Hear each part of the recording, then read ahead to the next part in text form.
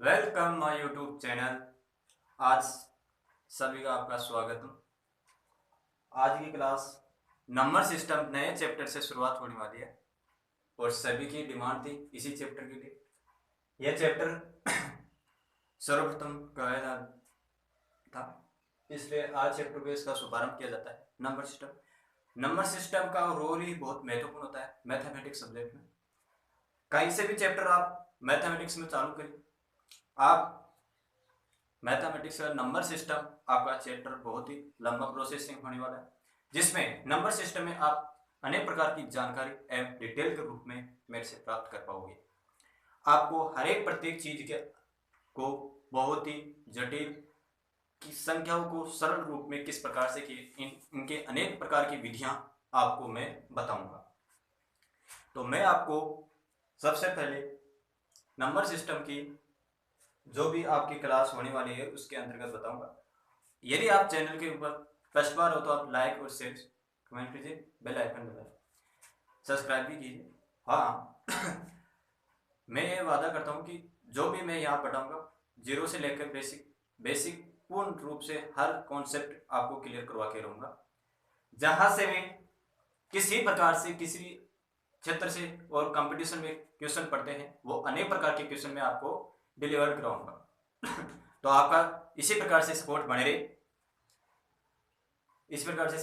तो मैं आपके पास आपको कुछ संख्या के बारे में, नंबर सिस्टम के बारे में इंट्रोडक्शन करवाता हूं कि नंबर सिस्टम क्यों होता है और नंबर सिस्टम के बारे में यह जानकारी क्यों चैप्टर इसको पढ़ना पड़ता है। यदि हमें संख्याओं का ज्ञान होना या अंकों का ज्ञान होगा तो ही हम मैथमेटिक्स पढ़ पाएंगे। यदि हमारे संख्या का ज्ञान ही नहीं है, किसी चीज का हमें नॉलेज ही नहीं है, तो हम उस सब्जेक्ट को कैसे पढ़ पाएंगे। तो हमारे सबसे पहले इस मैथमेटिक्स के सब्जेक्ट में या कंपटीशन के क्षेत्र में बढ़ने से पहले, हर क्षेत्र को बढ़ने से पहले मैथमेटिक्स के अंक गणितीय नंबर सिस्टम को टॉपिक को क्लियर करना ही हमारा महत्वपूर्ण दायित्व होता है। इसलिए आपका और इसी कड़ी में शुभारंभ करते हुए जितने भी आपको त्रिकोणमिति एडवांस मैथमेटिक्स थी उसको क्लियर कीजिए। फिर यह है अंक अर्थमेटिक मैथ है, जिसमें हर प्रकार से आपको हर क्वेश्चन का एक सटीक से सटीक जानकारी प्राप्त करवानी मेरी जिम्मेदारी होगी। जहां भी त्रुटिपूर्ण हो वहां आप मुझे अवगत कराएं, ठीक है। तो अब हम हमारी कड़ी को आगे शुभारंभ करते हैं।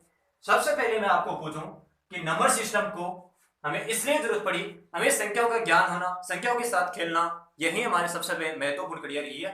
तो मैं आपको पूछूं कि अंक किसे कहते हैं। अंक किसे कहते हैं नंबर सिस्टम संख्या में। अंक सबसे महत्वपूर्ण होता है कि अंक किसे कहते हैं। अंक को लिखना ही संख्या कहा जाता है। अंक को लिखना ही संख्या कहा जाता है। संख्या पद्धति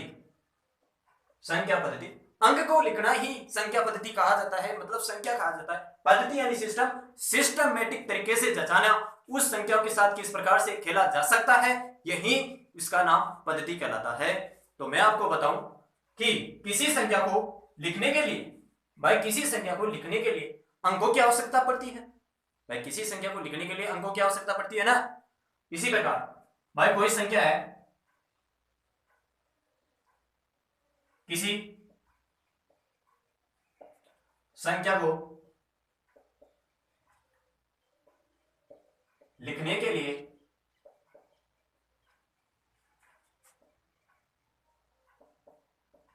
अंकों की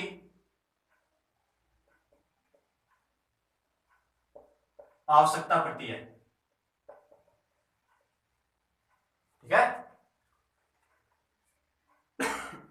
अब वह अंक कौन कौन से होते हैं भाई, वह हम बता दिए भाई किसी संख्या को लिखने के लिए अंकों की आवश्यकता पड़ती है। वह अंक कौन कौन से होते हैं, तो वह अंक आपको पता है कि 0 से लेकर 9 तक जो भी अंक आते हैं उन्हें हम संख्या के नाम से परिवर्तित करते हैं। 0, 1, 2, 3, 4, 5, 6, 7, 8, 9 इन्हीं प्रकार की अंकों की संख्या को हम अंकों के नाम से या अंकों को हम संख्या के नाम से प्रदर्शित किया जा सकता है। किसी भी संख्या को लिखने के लिए भाई हम किसी संख्या को लिख रहे हैं तो उसे दाईं ओर से बाईं ओर की ओर पढ़ा जाता है, कि दाईं ओर से बाईं ओर की ओर पढ़ा जाता है। वो भी किस प्रकार से पढ़ा जाता है, इकाई, दाई, सैकड़ा, हजार, लाख, 10 लाख, करोड़, 10 करोड़, अरब, मील, 10 मील, इनके अनुसार इस सब्जेक्ट को पढ़ा जाता है। भाई किसी भी अंक को हम पढ़ते हैं या किसी भी संख्या को हम पढ़ते हैं तो दाईं ओर से बाईं ओर की ओर पढ़ा जाता है, बाईं ओर की ओर पढ़ा जाता है। ठीक है, बाईं ओर की ओर पढ़ा जाता है। वो भी किस प्रकार से पढ़ा जाता है वो भी मैं आपको बताऊं, वो भी मैं बताऊं कि इकाई, दाई, सैकड़ा, हजार, 10,000, इस तरफ अलग तक जो करोड़ नहीं, इकाई में 1, दाई में 2, 2 अंक होते हैं, सैकड़े में 3 अंक होते हैं, हजार में 3 अंक, 4 अंक, और 10,000 में 5 अंक। संख्या को पढ़ने के लिए किसकी आवश्यकता पड़ी, अंकों की आवश्यकता पड़ी। ठीक है, अंकों की आवश्यकता पड़ी। इसलिए अब हम आगे किस चैप्टर को बढ़ाते हुए अब इस संख्या को हम किस प्रकार से, भाई कोई संख्या दे दी, कोई अंक दे दिया, हम उसे किस प्रकार से पढ़ा जा सकता है। एग्जाम्पल के तौर पर मैं आपको बताऊं 614 583 583। अब इस संख्या को आप, यह संख्या है, ये अंक डिजिट में डाला है, तो आप इसको किस प्रकार से पढ़ोगे, आप यहां से पढ़ोगे कि दाई, इकाई, दाई, सैकड़ा, हजार, 10,000, लाख, 6,14,583, इसी प्रकार से पढ़ोगे भाई, इसी प्रकार से पढ़ोगे ना आप। तो अब मैं आपको जो भी संख्या के बारे में थी डिटेल वो पूर्ण बताएं। अब संख्या कितने प्रकार की होती है, अनेक प्रकार की संख्याएं होती है, उन संख्याओं के बारे में मैं डिटेल से आपको जानकारी बताता हूं कि वही संख्या किस प्रकार से पढ़ी जा सकती है, उस संख्या को हम किस प्रकार से निरूपित कर सकते हैं, और वह संख्या किसी से किसी प्रकार से आपको मिलेगी। भाई किसी पूर्ण संख्या में मिलो, घातक संख्या में मिलो, यदि पूर्णांक संख्या में मिलो, अत्यधिक प्रकार की संख्याओं में हमारे को वह संख्या मिलेगी। तो अब मैं बताऊं कि आपको कि वह संख्या कितने प्रकार की होती है और उन संख्या को हम किस प्रकार से लिखा जा सकता है। संख्या एक अंकों का समूह है। भाई संख्या है ना, संख्या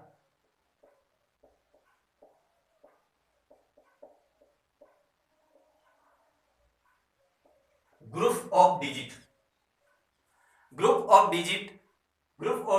is a number system equivalent. ठीक है, अब आपको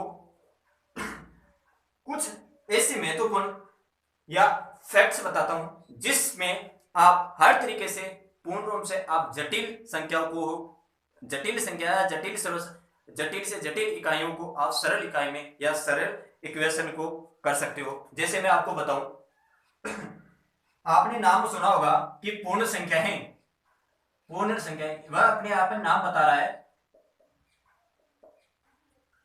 पूर्ण संख्या, इसके नाम के अंदर ही परिभाषा लिखी हुई है, छिपी हुई है कि पूर्ण, कि वह अपने आप में पूर्ण है, वो किसी की सहायता, वो किसी के डिपेंड पर नहीं है, कि वह किसी दूसरी अन्य संख्या पर डिपेंड नहीं है, वो अपने आप में स्वामित्व, फ्रीडम है, किसी और पर डिपेंड नहीं है। जिस प्रकार धनात्मक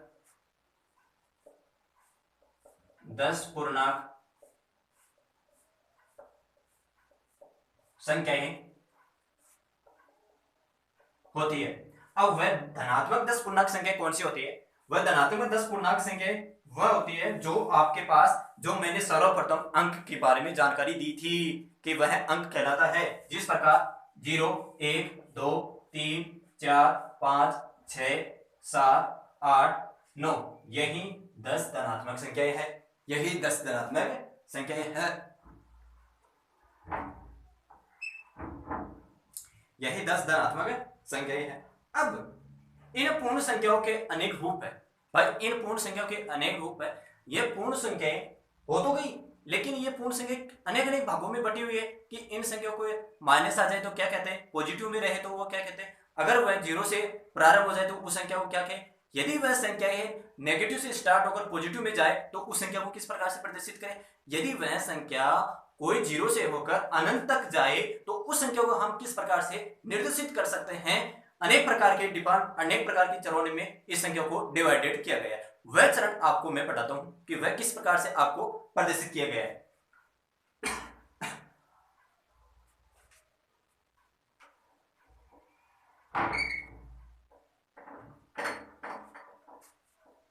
अब आपको मैं बताऊं कि प्राकृत संख्याएं, इन संख्याओं का अनेक भाग होता है जो आपको अनेक प्रकार से पढ़ाऊं कि प्राकृत संख्या क्या होती है। प्राकृत संख्याएं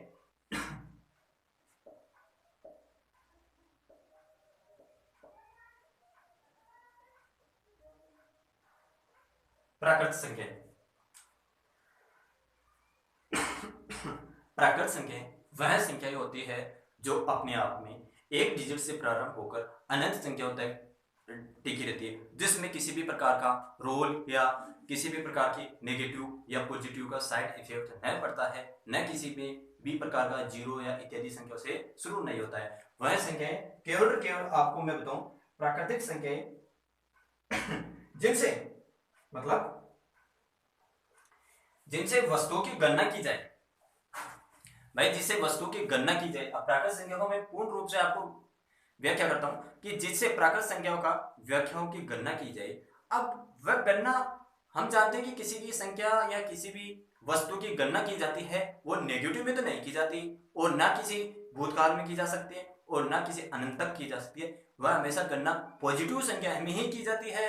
वह संख्या प्राकृत संख्याओं का गणना, किसी संख्या का गणना करना मतलब इसकी शॉर्ट आपको बताऊं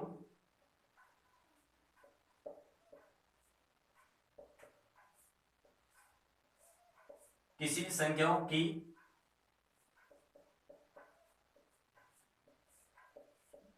गणना करना मतलब किसी संख्याओं की गणना करना। अब आपको भी पता है किसी संख्या की गणना करेंगे तो वो हमेशा पॉजिटिव में रहेगी, ना तो हम नेगेटिव में कर सकते हैं कि वह संख्या -5 में इतनी थी। भाई -5 में इतनी थी, उस संख्या की गणना किस प्रकार से की जा सकती है उसको आप निरूपित कीजिए या आधारित के रूप में आप बताइए। यही गणना कर सकते हैं ना भाई। उस संख्या को हम किस प्रकार से निरूपित या आधारित के रूप के बाद या हम मान लिख सकते हैं, इसके रूप में आप परिवर्तित कीजिए।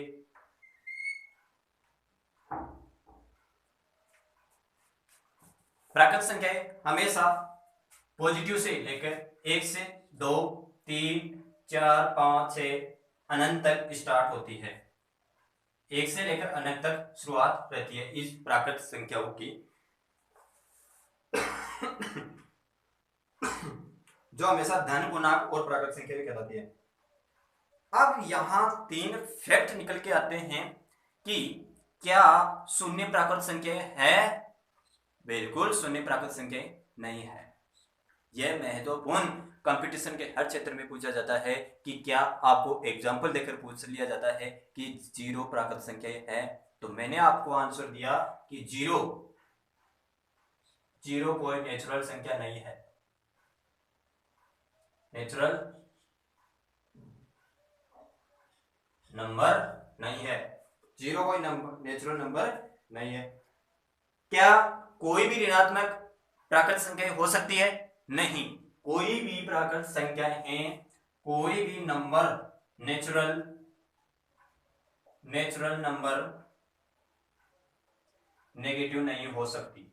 ठीक है, कोई भी प्राकृत संख्या नेगेटिव नहीं हो सकती। 2 फैक्ट। अब आपको तीसरा फैक्ट बताता हूं कि कोई भी भिन्नात्मक संख्या है, कोई भी भिन्नात्मक संख्या है प्राकृत संख्या हो सकती है? नहीं, कोई भी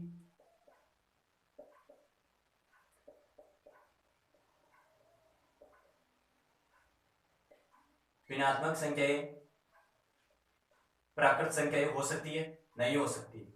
अब वो कैसे कि आपके पास कोई संख्या दे दी जाती है कि 3/4 -1/4। अब इस संख्या को आपको कि यह कि प्राकृत संख्या है।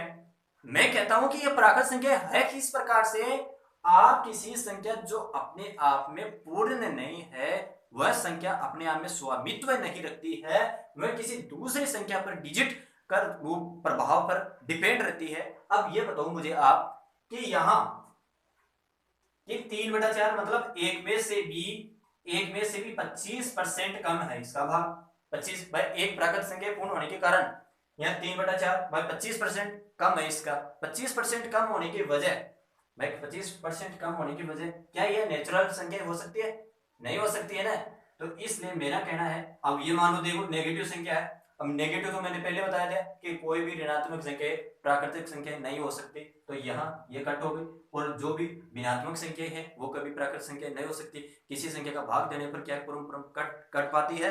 नहीं कट पाती है। इसलिए ये 3-4 फैक्ट याद होने ही चाहिए, क्योंकि इन फैक्टों के माध्यम से हम अनेक संख्याओं की गणना कर सकते हैं। अब आपको मैं बताऊं कि सम संख्याएं किसे कहते हैं। सम संख्याएं आप जान गए कि सम संख्याएं वह संख्याएं होती हैं जिसमें दो का डिवाइड पूरा जाए, यानी पूरे से पूरे डिवाइड हो जाए दो से। सम संख्याएं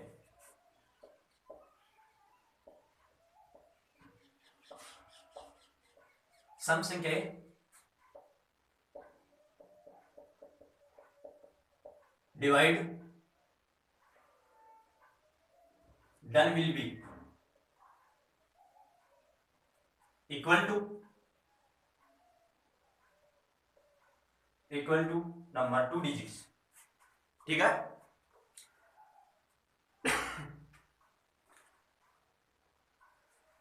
दो से विभाजित होता है। अब मैं आपको एक क्वेश्चन पूछता हूं, क्या शून्य सम संख्याएं है? क्या शून्य सम संख्याएं है?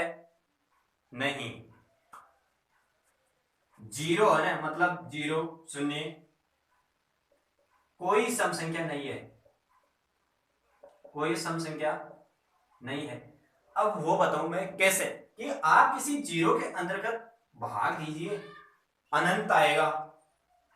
यदि आप दो के अंतर्गत 2/0 में भाग दो तो जीरो आएगा, कोई दूसरा प्रत्युत्तर नहीं, प्रत्युत्तर में आंसर आपको नहीं मिल पाएगा, किसी भी प्रकार से आपको नहीं मिल पाएगा। इसलिए कह रहा हूं कि जीरो कोई सम संख्या नहीं है।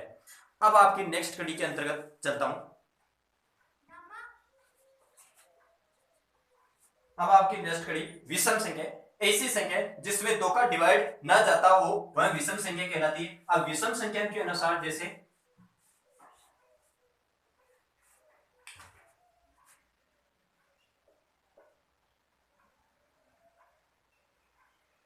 विषम संख्या ओड नंबर कहलाता है। ऐसे ओड नंबर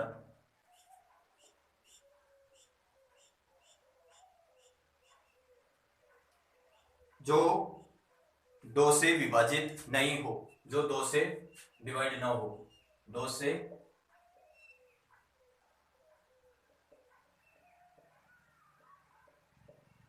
डिवाइड नहीं हो, जो दो से डिवाइड ना हो, वो स्टार्ट होती है 1, 3, 5, 7 और 11, 13। वह अपने आप खुद अपने आप में संख्या करती है भाई, खुद अपने आप में अपने स्वयं के अनुसार ही वह भाग की प्रक्रिया को पूर्ण करती है, किसी दूसरी संख्या पर डिपेंड नहीं करती है भाई। किसी दूसरी संख्या पर डिपेंड हो गई या अपने आप किसी दूसरी संख्या को डिवाइड मतलब काट दी जाती है, नहीं काटेगी। वह अपने आप खुद स्वयं रूल अपने आप को अपनाएगी, किसी दूसरी और dependent no rule and freedom. ठीक है। अब भाज्य संख्या क्या होती है? भाज्य और अभाज्य संख्या, जो आपको भाज्य और अभाज्य संख्या है उसके अंतर्गत मैं बताऊं भाई, भाज्य संख्या वह भाज्य संख्या जो एक से बड़ी संख्या है वह अपने आप में भाज्य संख्या कहलाती है। भाई एक से बड़ी है, एक से जो भी बड़ी संख्या है वो अपने आप भाज्य संख्या कहलाती है, जिसमें भाग अपने आप जाता हो, किसी दूसरी संख्या पर या डिपेंडेंट नहीं होता हो, स्वयं और एक के अतिरिक्त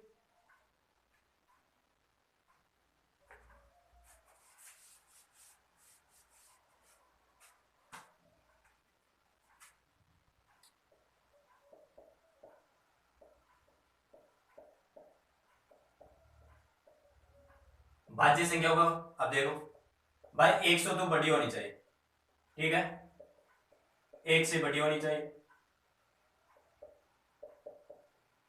संख्या में, ठीक है।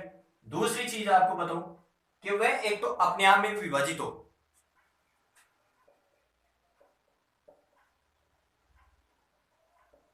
एक तो अपने आप में विभाजित हो, विभाजित हो, और दूसरे इसके अतिरिक्त अपने आप में विभाजित होने के अतिरिक्त संख्या से भी विभाजित हो,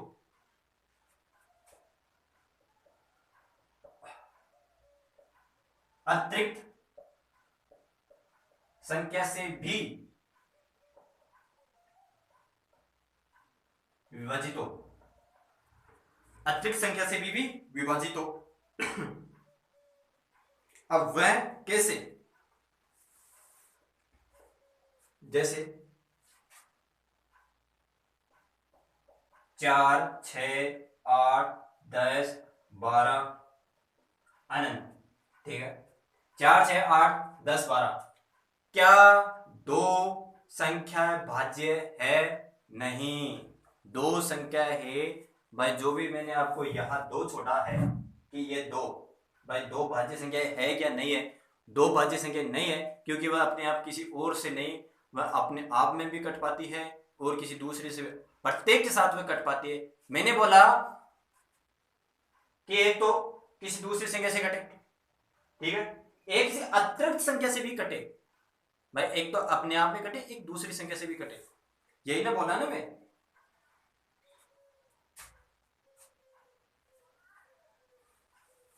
भाई एक तो खुद भाग लिया और दूसरे, अब दो तो है ना, दो तो 4 में भी भाग कटेगी, दो 4 2 6 में भी कटेगी, मतलब दो तो प्रत्येक संख्या में डिवाइड हो रही है, तो क्या प्रत्येक संख्या में डिवाइड होने वाली संख्या क्या भाज्य में कहलाती है? भाज्य नेचुरल या भाज्य नंबर सिस्टम कहलाती है? नहीं कहलाती है ना, वो नहीं कहलाती है, कंपोजिटिव नंबर नहीं कहलाती है। अब आपको बताऊं कि दूसरी संख्या कौन सी होती है जो अभाज्य संख्या जो अभाज्य संख्या के रूप में की श्रेणी में आती है, अब वह कौन सी होती है? अभाज्य की श्रेणी में आती है। अभाज्य का मतलब भाई ये हो गया कि प्राइम नंबर, प्राइम नंबर कहलाते हैं इसे,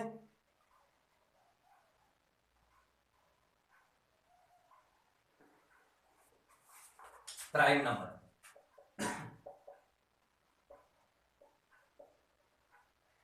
ये इंग्लिश वर्ड है ना, जितनी रूप से आप तैयार करोगे इंग्लिश वर्ड की उतनी महत्वपूर्ण होगी, क्योंकि आजकल हर कंपटीशन के क्षेत्र में इंग्लिश वोकेबलरी बहुत ही अच्छी होने लगी है। जहां भी आप यदि हिंदी के वर्ड को नहीं समझ पाते हो, भाई हिंदी वर्ड को आप समझ नहीं पाते हो, तो या इंग्लिश वर्ड को आप ऑटोमेटिक समझ लेते हो, जिससे आपको यह फायदा मिलता है कि जो क्वेश्चन आपको गलत होता नजर आ रहा है, वो गलत होता नजर आ रहा है, वो इंग्लिश के वजह से, इंग्लिश वोकेबलरी की वजह से वो सही हो जाएगा। इसलिए साथ साथ इंग्लिश का वर्ड भी है, वो भी याद रखें। अब अभाज्य संख्या जो एक से भाज्य हो, एक से तो भाज्य, कम से कम एक से तो भाज्य, और अपनी आप स्वयं संख्या से, स्वयं स्वयं से ही भाज्य हो, स्वयं से ही भाज्य हो, मतलब कहने का मतलब यह है मेरा कि वह एक से तो भाज्य होगी, पहले तो एक से तो भाज्य होगी, और दूसरी चीज अपने आप डिजिट से ही भाज्य होगी। जैसे 1, 3, 3, 7, 11, 13, 17, 19, 23, इस प्रकार की संख्या जो अपने आप केवल अपने आप से ही भाज्य हो, वह अभाज्य संख्या कहलाती है। क्या दो भी अभाज्य संख्या में आती है? बिल्कुल, दो अभाज्य संख्या में आती है, इसके अलावा और किसी संख्या नहीं। अब यहां एक क्वेश्चन बनता है, एक अभाज्य संख्या है कि नहीं? एक अभाज्य संख्या है या भाज्य संख्या, तो आपको एक विशेष तौर पर बात बताना चाहता हूं। एक है ना, एक डिजिट भाई, ये एक संख्या, एक अंक, एक न तो अभाज्य है और न कोई भाज्य है, न तो कॉम्पोजिटिव है न प्राइम संख्या है। यह केवल अपने आप में एक कुल स्वतंत्र रहा है, किसी भी प्रकार से साथ हो यह तैयार है। कहने की बात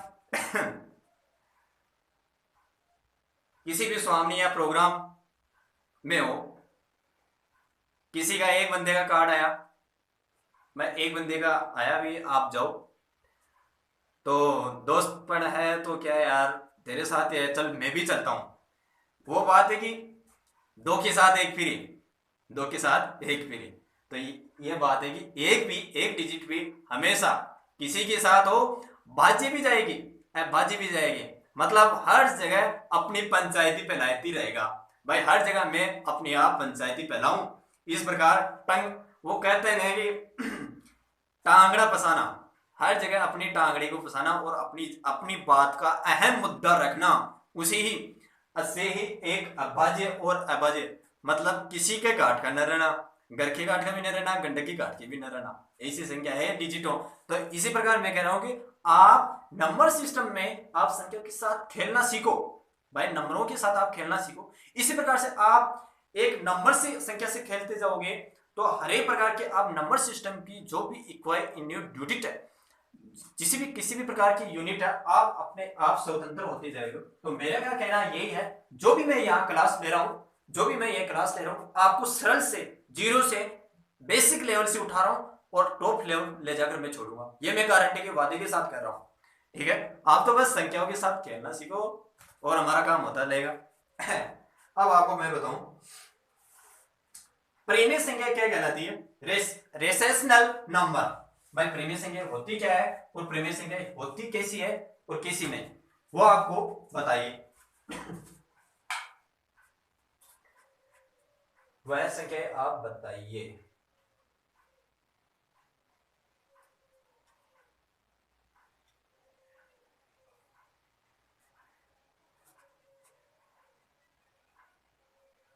एक सेकेंड,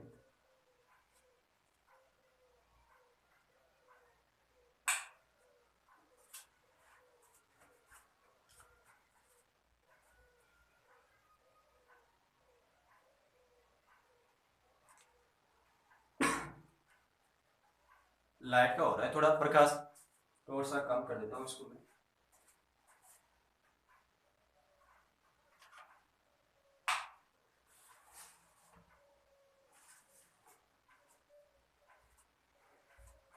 परिमेय संख्या उस संख्या को कहते हैं परिमेय संख्या, कि वह परिमेय संख्या होती क्या है, रेशनल परिमेय संख्या।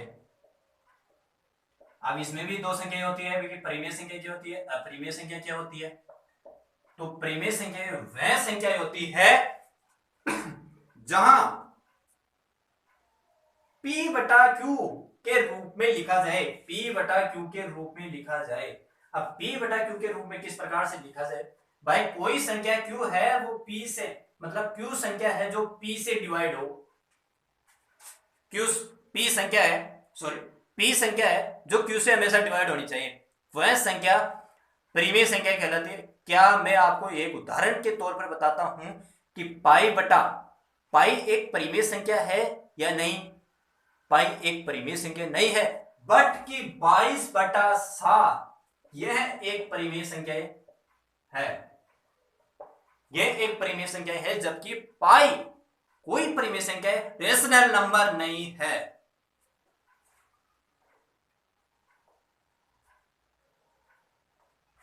एग्जाम्पल के तौर पर आपको बताऊं, जो भी भिन्नात्मक वाली संख्या आती है, जो भी भिन्नात्मक वाली संख्या है आती है, वह परिमेय संख्या कहलाती है, वह परिमेय संख्या कहलाती है।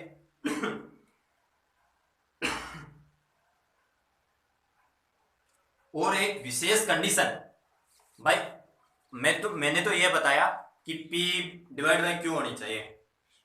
अब उस कंडीशन में किस प्रकार से वो कंडीशन रखे कि हमारे यदि हमारे ये पास नहीं भी दे तो हम इसको किस रियलाइज करें कि ये परिमेय संख्या है या अपरिमेय संख्या है।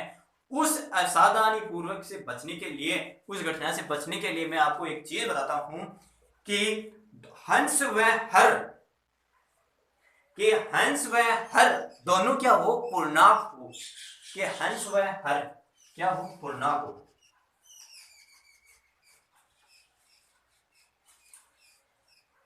अब पूर्णांक संख्या कौन सी होती है, जो नेगेटिव से लेकर अनंत तक होती है। दोनों संख्याएं या हंस और वह हर दोनों क्या हो, पूर्णांक संख्याएं हो। अब पूर्णांक संख्या क्या होती है, जो माइनस अनंत से लेकर पॉजिटिव अनंत तक शुरुआत होती है, वह संख्याएं हमेशा परिमेय संख्याओं की श्रेणी के अंतर्गत आता है। जिसमें कोई जीरो हो तो शून्य हो तो वह कोई परिमेय संख्या के रूप में नहीं मानी जा सकती, जबकि यहां हंस और हर दोनों पूर्णांक हो तो वह परिमेय संख्या के अंतर्गत मानी जा सकती है। अब कुछ परिमेय संख्या है, उन परिमेय संख्याओं में कुछ नियम आते हैं। भाई यदि कोई संख्या है वो शून्य से विभाजित हो या नहीं हो तो उस स्थिति में हम क्या कर सकते हैं, भाई उस स्थिति में हम क्या कर सकते हैं, उस संख्या का परिमेय संख्या से संबंधित तथ्य रेशनल नंबर्स फैक्टर्स शून्य से भाग परिभाषित नहीं हो सकता, आपको भी पता है भाई। शून्य से है ना, शून्य से भाग परिभाषित नहीं हो सकता, शून्य से भाग परिभाषित नहीं हो सकता। तो हर में लेना चाहिए क्या हंस में लेना चाहिए, ये बताइए मुझे आप। भाई जीरो हर है ना, हर को हर में कभी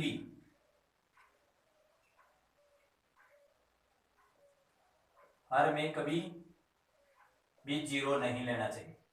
एक तो ये महत्वपूर्ण तथ्य हो गया भाई, हर में कभी भी जीरो नहीं लेना चाहिए। परिमेय संख्या मैंने बताया कि परिमेय संख्या पूर्णांक संख्या के रूप में होती है जो अनंत तक लिखी जा सकती है, अनंत तक किसी भी प्रकार से लिखी जा सकती है।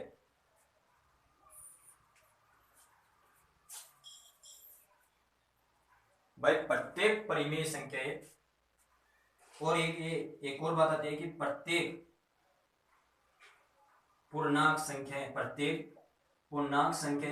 परिमेय संख्या कहला सकती है, परिमेय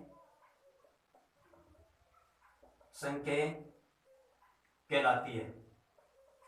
प्रत्येक परिमेय संख्या भाई प्रत्येक पूर्णांक संख्या परिमेय संख्या कहला सकती है। जैसे 5, तो आप इसको डिवाइड करो 5/1, ठीक है। इसी प्रकार आप कोई ए है वह a/1 में भी आ सकता है, किसी भी प्रकार से आओ।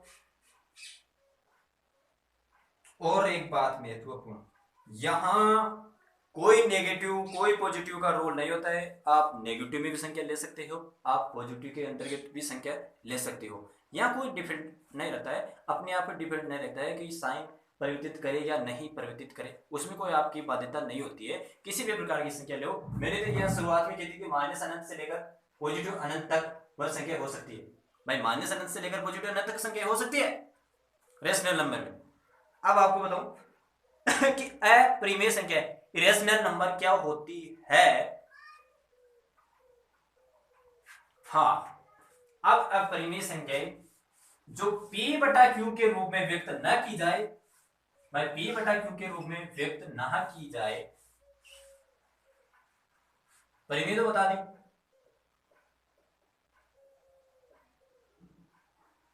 अपरिमेय संख्या जो p/q के रूप में व्यक्त नहीं किया जाए, जबकि पूर्णांक संख्या है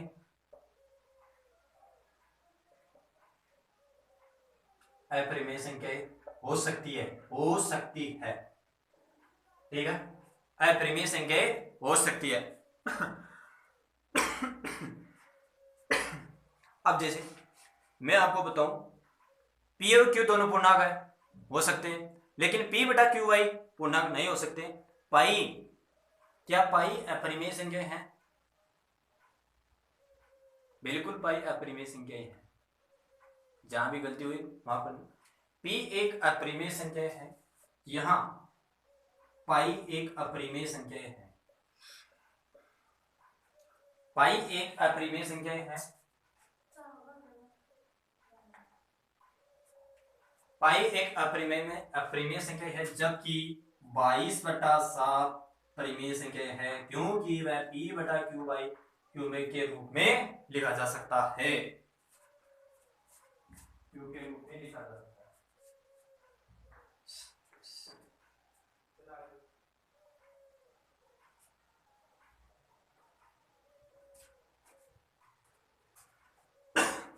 नेक्स्ट कड़ी, रूट में भी संख्या हो सकती है, √3, √2, -√3, -√7, रूट में भी संख्या हो सकती है, इसमें कोई डिपेंड नहीं करता है, लेकिन वो पी वाई क्यूब में परिमेय संख्या नहीं, अपरिमेय संख्या नहीं हो सकती, जबकि पूर्णांक संख्या हो सकती है। पूर्णांक के अंतर्गत तुमने बताया कि चाहे नेगेटिव, चाहे पॉजिटिव, चाहे रूट में हो, चाहे अनरूट में हो, हर प्रकार की संख्या हो सकती है। अब कुछ महत्वपूर्ण नोट्स है, मैं आपको बताऊं कि एक परिमेय व अपरिमेय संख्या का योग, घटावा, गुणा, भाग सभी अपरिमेय होता है। भाई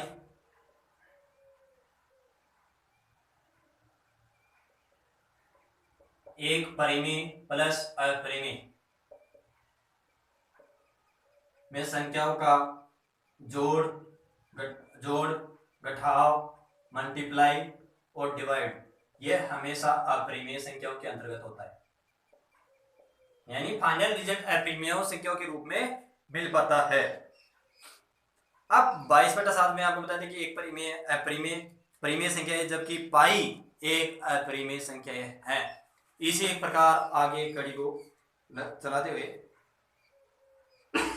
हाँ, एक महत्वपूर्ण बात कि दो अपरिमेय संख्याओं का योग उठाना, भाई कोई दो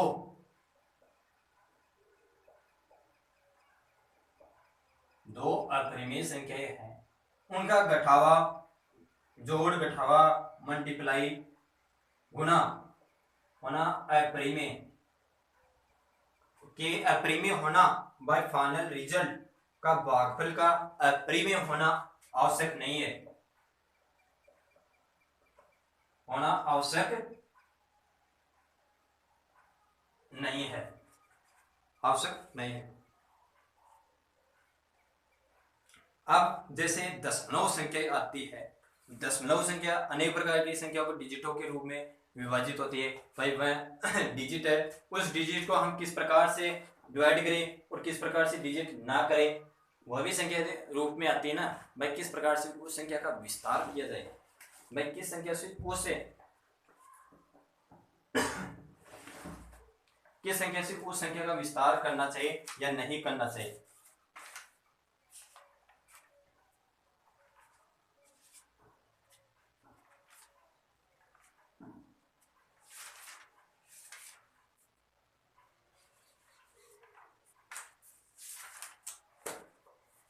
अब दशमलव संख्या किसे कहते हैं? जो पॉइंटों में संख्या लिखी जा सकती है वह दशमलव संख्या भिन्नों कहलाती है। अब भिन्नों में, अभिन्नों में अनेक प्रकार की संख्याओं के रूप में भी हो सकता है।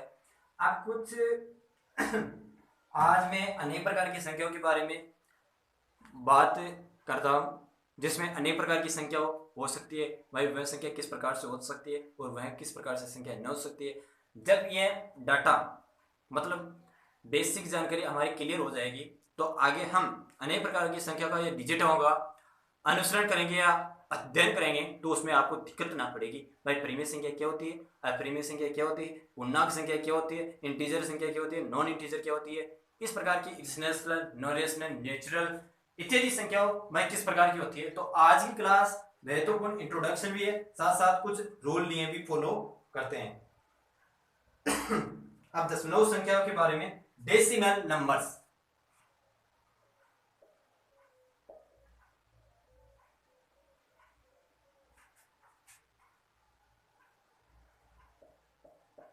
Decimal number. अब डेसिमल नंबर में आपको बताऊं,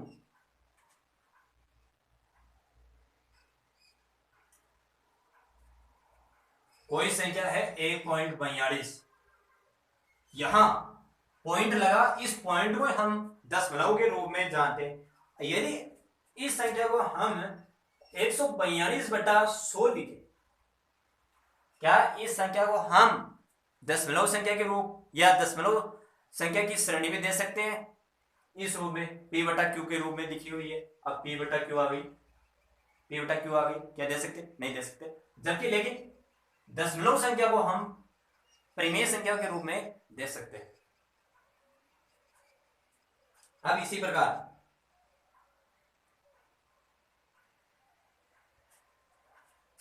0.003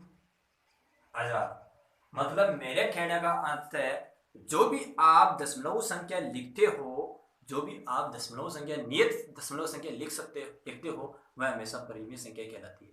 उसका विस्तार करोगी तो वह हमेशा परिमेय संख्या के अंतर्गत ही आएगी। जिस प्रकार से आप किसी भी दशमलव संख्या को लिखते हो, डिजिट के रूप में चेंज करते हो, परिवर्तित करते हो, डिवाइडेशन करते हो, तो वह परिमेय संख्या के अंतर्गत ही आती है।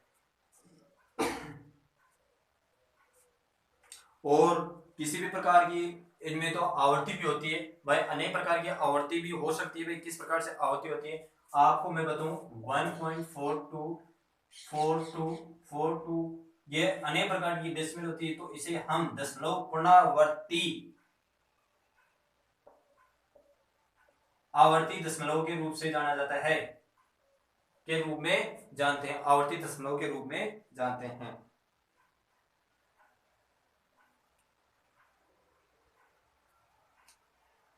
अब आपको मैं बताऊं कि वास्तविक संख्या क्या होती है और रियल नंबर क्या होती है। नेक्स्ट टॉपिक है हमारा कि रियल नंबर क्या होती है। वह संख्या जो अपने आप में इक्वल, फ्रीडम हो और किसी भी प्रकार का या डिपेंडेंट ना हो, वास्तविक संख्या जो अपने आप में एकजुटता रहती है, वही संख्या है वास्तविक संख्या कहलाती है।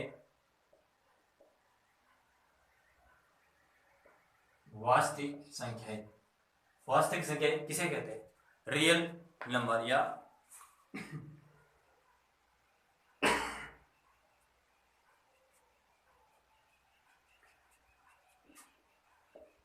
वह संख्या या तो परिमेय हो, या तो परिमेय हो या अपरिमेय, या तो परिमेय हो या अपरिमेय हो, वह वास्तविक संख्या कहलाती। वास्तविक रियल नंबर को है ना हम संख्या पद्धति, मतलब मैं बताऊं, वास्तविक संख्या को संख्या यानी रेखा पद्धति पर प्रदर्शित कर सकते हैं। और आपने 6 और 7th क्लास में 6th 7th क्लास के अच्छी तरह से रेखा पद्धति की वास्तविक संख्या को आप इस प्रकार से संख्या को डिजिट के रूप में, जहां पॉजिटिव से लेकर नेगेटिव की संख्या के बीच में जहां आपने अनेक प्रकार की अपरिमेय और परिमेय और पूर्णांक, इन सभी संख्या को आप रेखा संख्या पद्धति पर अवश्य रूप से आप प्रदर्शित किए गए हो। और हमेशा 6 7 क्लास में ये चैप्टर बहुत ही महत्वपूर्ण आता है। तो मैं कह रहा हूं, जो हम शुरुआत में जो चीजें नहीं पढ़ पाते हैं, अपने बचपन की जो चीजों में क्लासों में नहीं पढ़ पाते हैं, वह चीजों अभी भी है, टाइम है, पढ़ लो।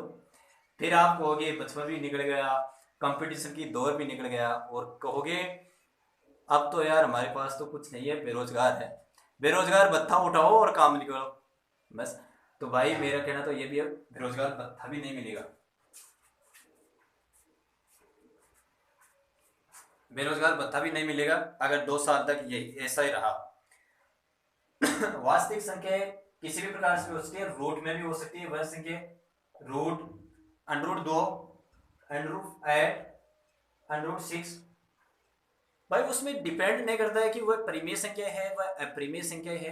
किसी भी प्रकार की किसी भी सारणी में मैंने ले लिया कि जो माइनस अनंत से लेकर जो पॉजिटिव तक रहती है, जहां इसके अंतर्गत नेगेटिव और पॉजिटिव है, परिमेय भी आ गई, अपरिमेय भी आ गई, पूर्णांक भी आ गई, हर प्रकार की संख्या आ गई, तो उसे हम रियल वास्तविक संख्या के नाम देंगे, चाहे किसी भी प्रकार की वह इक्वेशन क्यों न हो।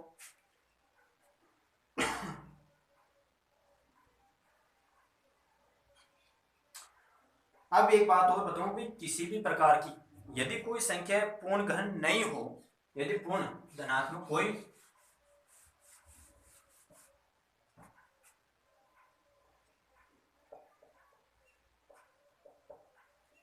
कोई धनात्मक पूर्ण वर्ग नहीं हो,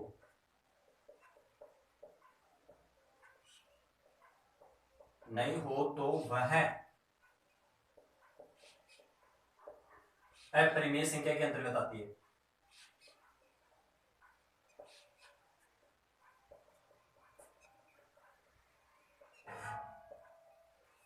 ठीक है, यदि किसी संख्या का रूट नहीं हो रहा है और वह रूट में ही है, उसका कोई वर्ग नहीं है। अब देखो ए का कोई एक रूट है, वो अपरिमेय संख्या है, इसका कोई रूट थोड़ी होता है।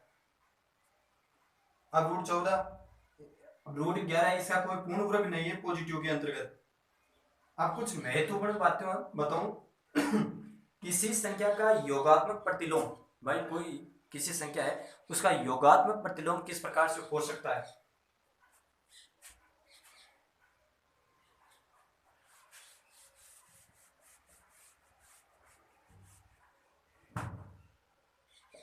किसी संख्या का योगात्मक प्रतिलोम,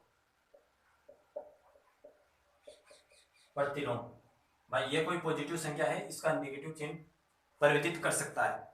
कोई पॉजिटिव है तो उसका नेगेटिव चिन्ह में परिवर्तित हो सकता है, चिन्ह परिवर्तन हो सकता है। योगात्मक प्रतिलोम और गुणात्मक प्रतिलोम ये दोनों संख्या चिन्ह परिवर्तित पर रहता है। और गुणात्मक तत्समक, भाई गुणात्मक तत्समक का मान हमेशा 1 होता है। ये कंपटीशन के क्षेत्र में पूछे जाने वाला क्वेश्चन है कि गुणात्मक तत्समक का मान क्या होता है। अब तत्समक आता है इसमें, यहाँ भाई ये गुणात्मक और अगुणात्मक संख्याओं का प्रतिलोम होता है, उसी संख्या को हम तत्समक के नाम से कहलाते हैं। जिसमें